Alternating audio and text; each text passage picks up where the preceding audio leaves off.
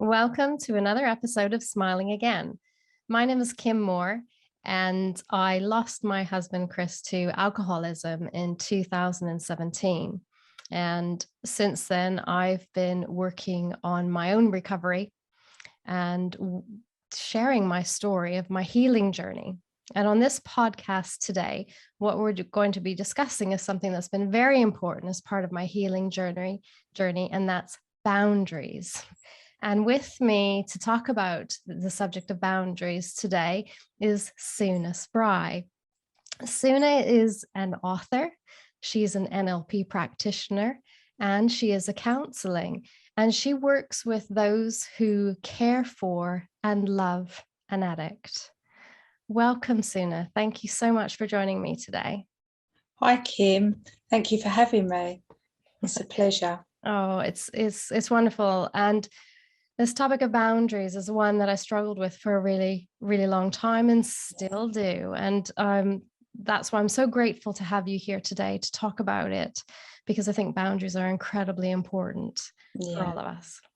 Definitely. They are very, very important, not just for those that are loving and caring for an addict, but for everyone and anyone, in any case, because it's always hard to say no.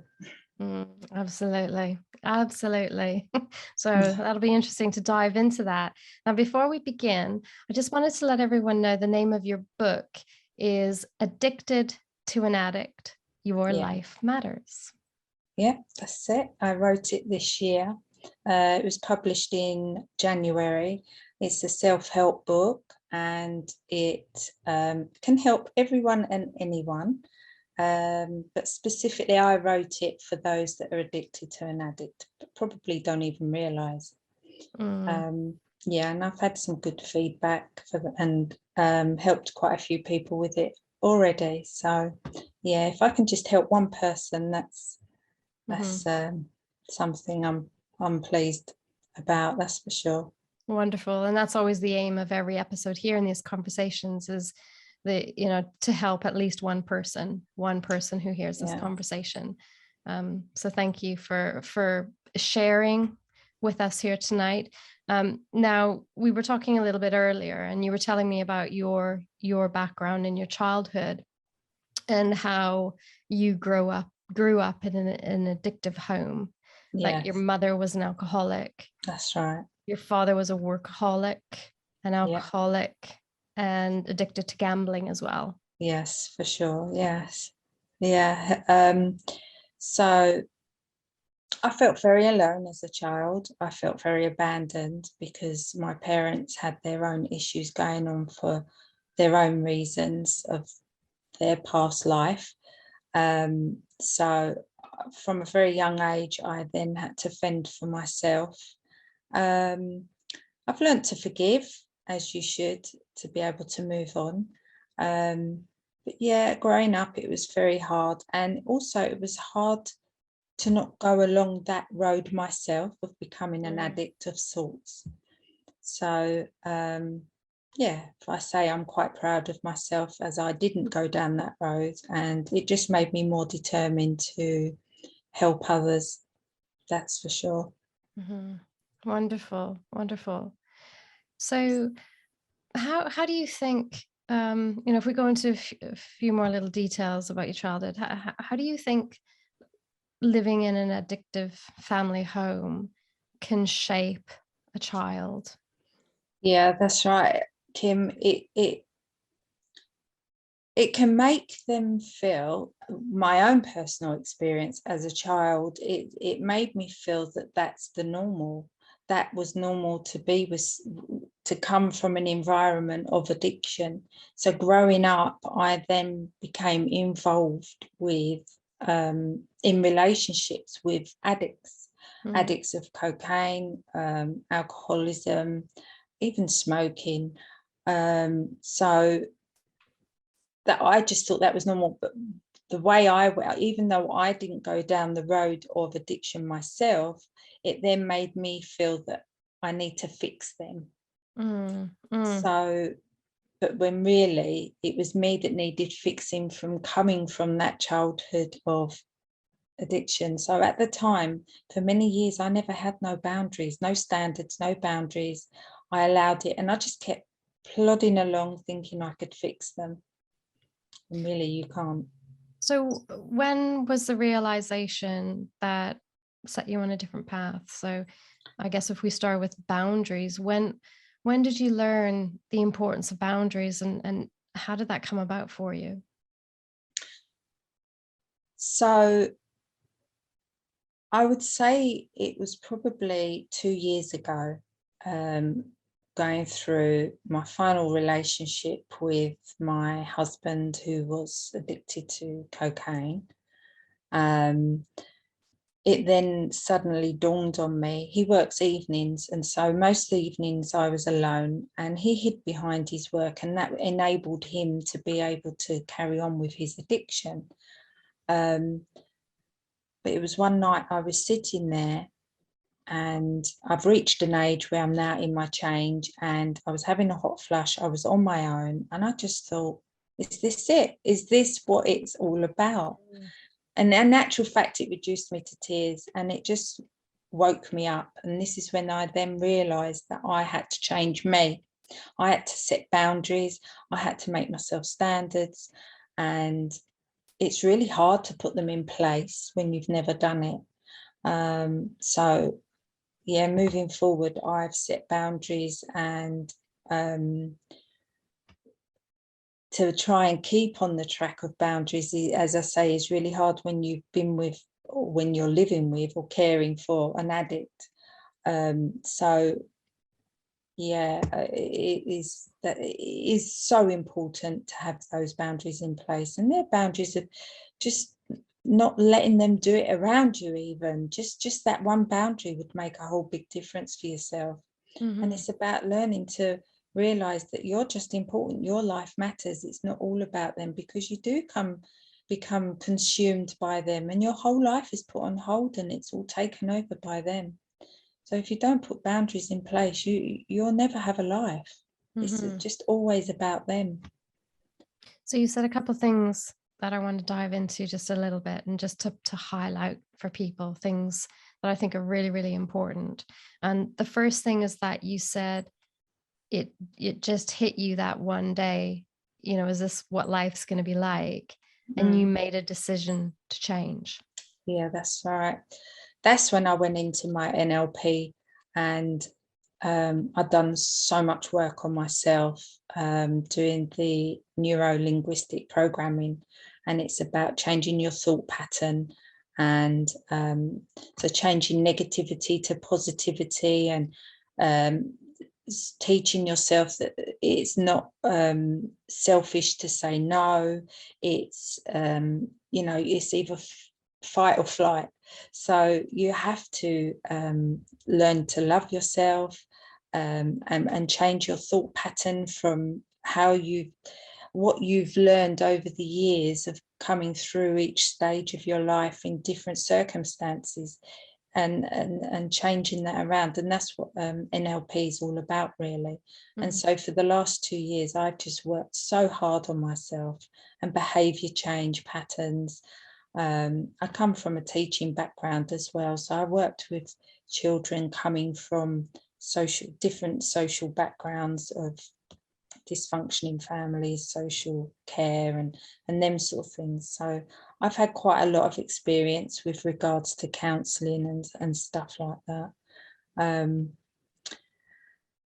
So learning the word no is so important, and not feeling selfish about it. Exactly. It's exactly what I was going to say. It's such, why is it such a difficult word for us to voice? Because you're coerced as well in a relationship with an addict. There can be a lot of violence involved as well, bullying, mental torture goes on. You're consumed in trying to fix them, so you're constantly taking them to meetings, running here, running there. You're enabling them by bailing them out from with money. if they've got no money, and then they ask you for it, and then you think anything for a quiet life, so you give them money. All them sort of things you've got to stop and say no more. That's enough. I can't accept this no more. You need to be able to, I'm not running you around no more. If you want to go to that meeting and it's important to you, you'll make it to that meeting by yourself. You know, that rightly so, an addict has lots of support out there, but they have a great way of manipulating the situation, so it's all about them in the home environment, and they don't realize the effect that it has on their children as well. So by someone that loves and cares for an addict, by putting boundaries in place, also helps the children learn that it's not acceptable to behave in them in certain ways that they do. Okay. So what I'd like to do now, Suna, I think this would be really, really helpful, because for those people who are really unsure about boundaries or who've never had clear boundaries in place, what would you suggest are 3 simple boundaries that are healthy and helpful to have in place when you're in an addictive family home? So I would suggest the first boundary would be not to set in place that you need them to stop if you allow it or it goes on in the home. Them doing any sort of drinking, if it's drugs, anything that comes to mind. The first thought of addiction, you need to stop that being done in the home, especially if there's kids around as well. I mean, even if they're in bed, it's not fair that they wake up and there could be a smell of alcohol around, the empty bottles, the cans. You know, they could hear shouting if there's rowing going on. But so if you stop it happening from in the home, that's one boundary. So before you go on to number 2, just to touch on that one boundary, I mean, I believe that's such an incredibly important boundary, and it's quite difficult, I found, to maintain that boundary if the alcoholic or the addict are living in the home with you. Yeah, because of the denial and the secrets and the hiding. This is when really you need to talk to the in-laws or the parents or the people that don't know what's happening. You need to get support for you as well. So the more people that know about this situation, as much as you may feel ashamed or embarrassed or frightened even, you need to get some support from people that are around you, especially family, because once you have that support, you can then start putting boundaries in place even more so. Absolutely. And I do want to say that, you know, for anyone listening right now, I do understand that you don't always have family support. No. And that makes it even harder. But you've got to hold those boundaries. For sure. Definitely. Okay. Definitely. So boundary number 2, what would you suggest for number 2? So for boundary number 2, I would stop enabling them. So if for instance, they've run out of money or they haven't got no cash available, because let's face it, it's all credit cards and debit cards nowadays, you need to start saying no. Even if you have got cash, even if you have got money around, you've got to try and make it not known. I'm not saying to lie to people, but or the addict, but don't make it easily available. And even if it means hiding or putting your cards or money away somewhere, just stop enabling them to get easy access to whatever their addiction is. That's boundary number 2. Okay. Number 3.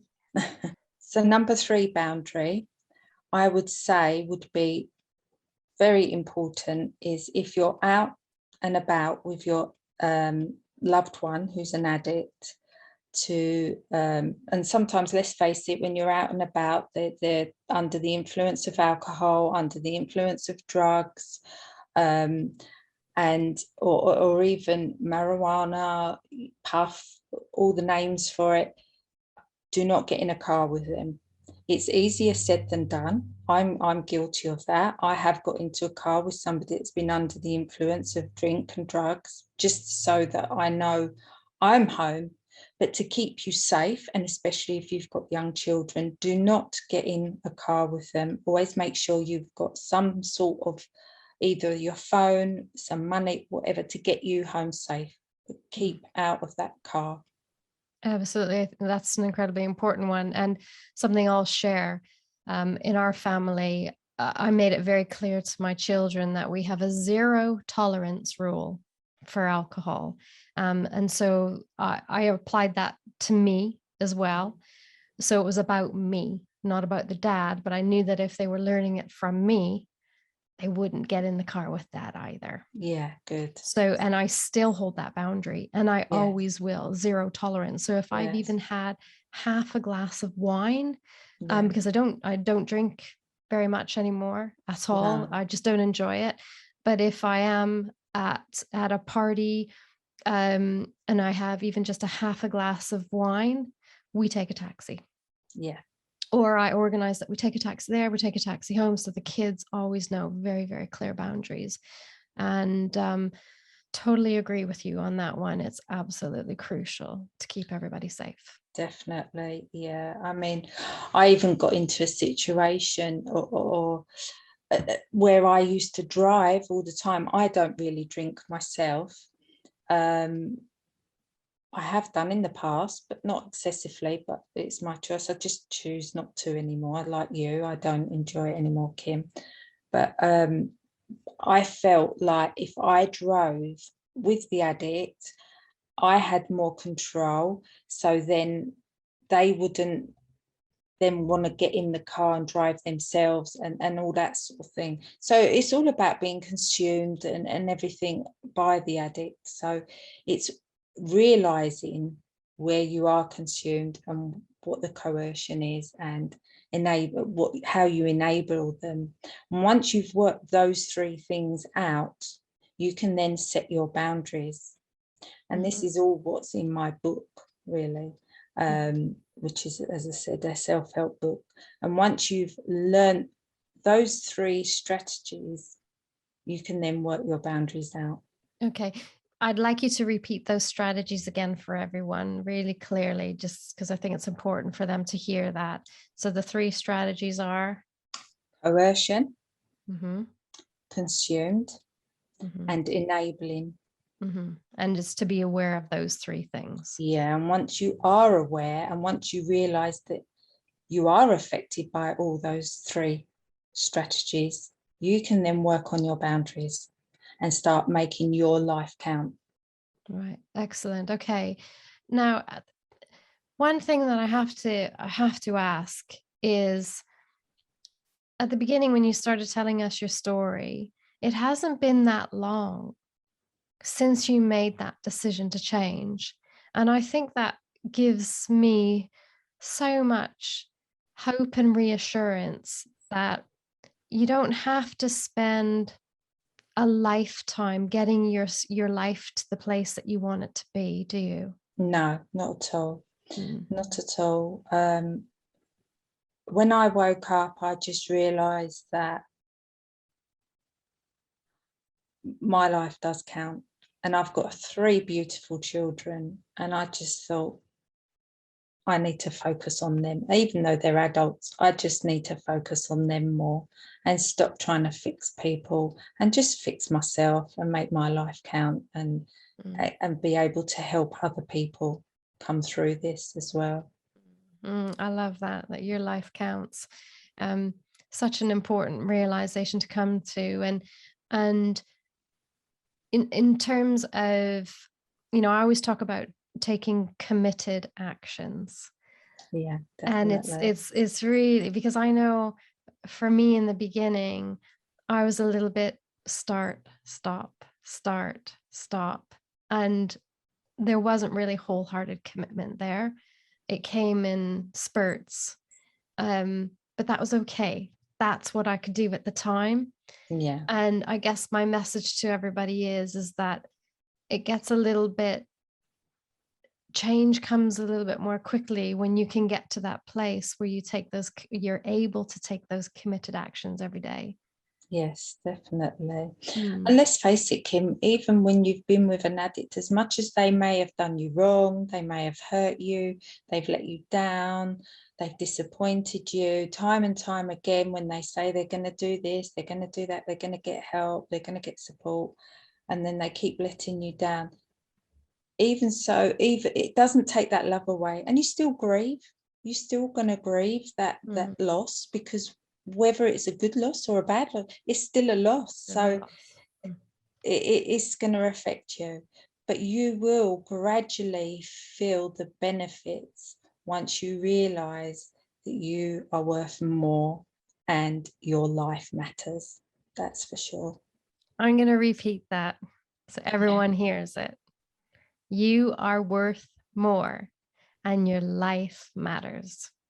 Yes, for sure. Definitely. I just think it's one thing to hear it.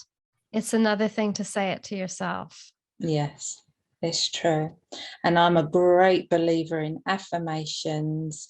And every full moon, I write lots of releasing. And every new moon, I write all my intentions, even if it's just an intention to finish reading a book for that week. Mm-hmm. Just small steps, pigeon steps will get you to the place where you realize, actually, my life matters. Absolutely. So I think that's, I know we're here talking about boundaries and the importance of them, but I think it all stems from that realization that my life matters. For sure. I have got a little saying here, if you don't mind me reading it. Absolutely. Please do. Is this from your book? It is, yeah. Sorry, I've got it marked out. That's all right.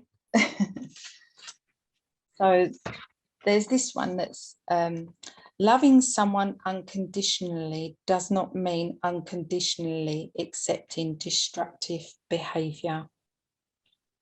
And I just think that just says it all for me, and it's even harder if you've got a child that that's an addict of sorts. I've even experienced that also. But we're in a great place now, so it can all work. And it's just about changing your thought pattern as well and believing in yourself. Wonderful. So to summarize for everyone, the 3 things: coercion, Consumed, and enabling. That you need to recognize those 3 things. Yes. Before you can set your boundaries. Definitely. You have to realize that's what you are doing, and that's how you are being manipulated into them things before you can set your boundaries. And once you've realized those, you can move forward with your life. Excellent. And I think that's a really wonderful place to pause on that. And before we close off the podcast, I always end every episode with gratitude. Definitely. So Suna, I would like to ask you, what are 3 things that you're grateful for today? So I'm grateful for my life experiences to bring me to the place that I am now. I'm grateful for my 3 beautiful children and grandchildren that I have. And I'm grateful for you, Kim, for allowing me to come onto this podcast this evening. Oh, super. And I'm so grateful that you've been here with us, sharing us this information. I think anyone who's listening today, if it helps them to make that decision that they are worth it, and to get to that place where they can set boundaries, with those healthy boundaries in place, whatever they might be for that person. Yeah. With those boundaries in place, I'm sure that they'll get to a place where they're smiling again. For sure. Definitely. Definitely. Thank you, Suna. Thank you, Kim.